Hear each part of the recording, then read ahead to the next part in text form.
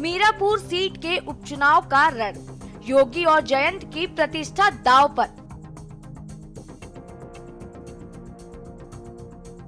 चुनाव के लिए 11 प्रत्याशी मैदान में। 2009 का इतिहास दोहराएगी आरएलडी या राणा परिवार करेगा वापसी। भोकर रेहड़ी, मोरना और फिर मीरापुर हुआ नाम। सुरक्षित से सामान्य तक के सफर में आए कई मोड़। एक ही परिवार की 3 पीढ़ियों को जनता ने विधानसभा भेजा।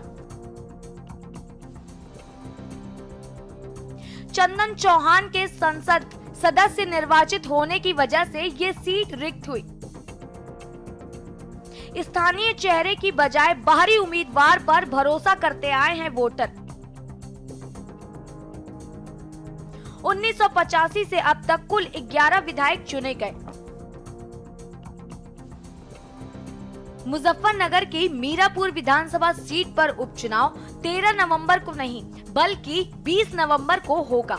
चुनाव के लिए 11 प्रत्याशी मैदान में हैं। इस सीट पर उम्मीदवारों की जीत का बड़ा दिलचस्प इतिहास है। कुल मिलाकर मीरापुर विधानसभा का चुनाव त्रिकोणात्मक हो गया है। यहाँ मुख्य मुकाबला रालोद और भाजपा गठबंधन के उम्मीदवार मिथिलेश पाल और सपा उम्मीदवार सुम्बुल राणा के बीच है। मीरापुर विधानसभा सीट के अतीत की बात करें तो ये सीट पहले सुरक्षित हुआ करती थी और तब इसका नाम था भोकर रेहड़ी विधानसभा।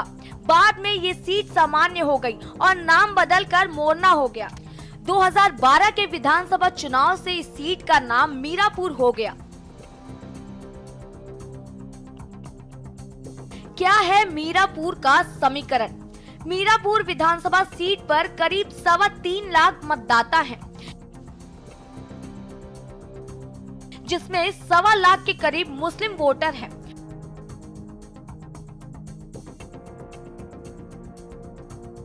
मुस्लिम के बाद दलित करीब 57,000 वोटर, 28,000 जाट, 22,000 गुर्जर, 18,000 प्रजापति, 15,000 पाल वोटर, 38% ओबीसी, 37% मुस्लिम, 20% दलित और 5% स्वर्ण जातियों का वोट। बता दें कि इस विधानसभा सीट का नाम 2 बार बदला, सुरक्षित से सामान्य तक का सफर किया और साथ ही साथ चले कई गजब संयोग भी। एक ही परिवार की 3 पीढ़ियों को इस क्षेत्र की जनता ने विधानसभा भेजने का काम किया। परिवार की 3 पीढ़ियों ने किया प्रतिनिधित्व। मीरापुर विधानसभा सीट से 3 पीढ़ियों ने विधानसभा में प्रतिनिधित्व किया। यूपी के पहले डिप्टी सीएम बाबू नारायण सिंह इस सीट से विधायक रहे। बाबू नारायण सिंह के पुत्र और पोते ने भी विधानसभा में इस सीट का प्रतिनिधित्व किया। बाबू नारायण सिंह के बेटे संजय चौहान सपा के टिकट पर साल 1996 मोरना अब मीरापुर विधानसभा सीट से जीते।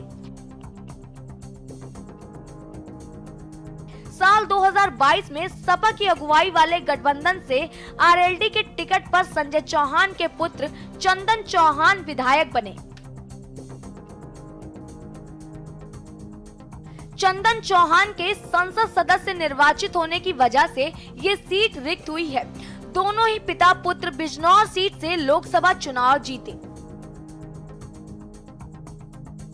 आपको बता दें कि राजनीतिक दलों के लिए प्रयोगशाला रहे मीरापुर विधानसभा सीट पर 1985 से अब तक कुल 11 विधायक चुने गए हैं, लेकिन कोई भी लोकल नेता विधायकी नहीं जीत सका है। मुजफ्फरपुर जिले के साथ ही दूसरे जिलों के नेता भी इस सीट से चुनाव लड़े और जीतकर विधानसभा भी पहुंचे, लेकिन इन वर्षों में जनता ने किसी लोकल को लखनऊ नहीं भेजा। 1985 से अब तक ये नेता रहे विधायक। 1985 में कांग्रेस के सईदुज्जमा विधायक निर्वाचित हुए। 1989 में जनता दल के अमीर आलम,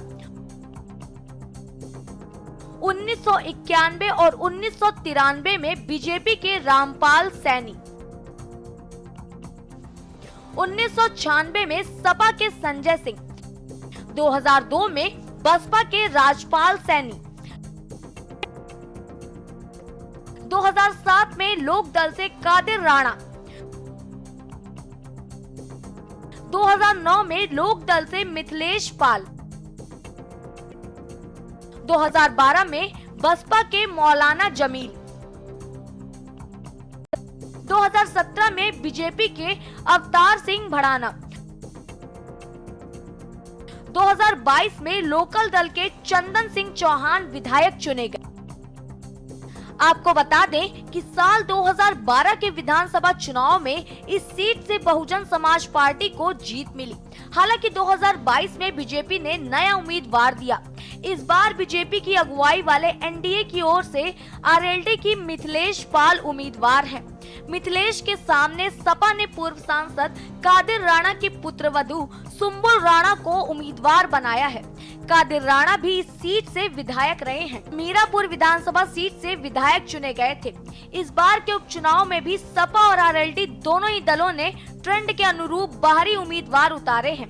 चंद्रशेखर की अगुवाई वाली आजाद समाज पार्टी ने जाहिद हुसैन और बहुजन समाज पार्टी ने शाहनजर के रूप में लोकल चेहरों पर दांव लगाया है। इस बार ये ट्रेंड टूटेगा या बरकरार रहेगा, ये देखने वाली बात होगी। स्पेशल डेस्क के न्यूज़ इंडिया।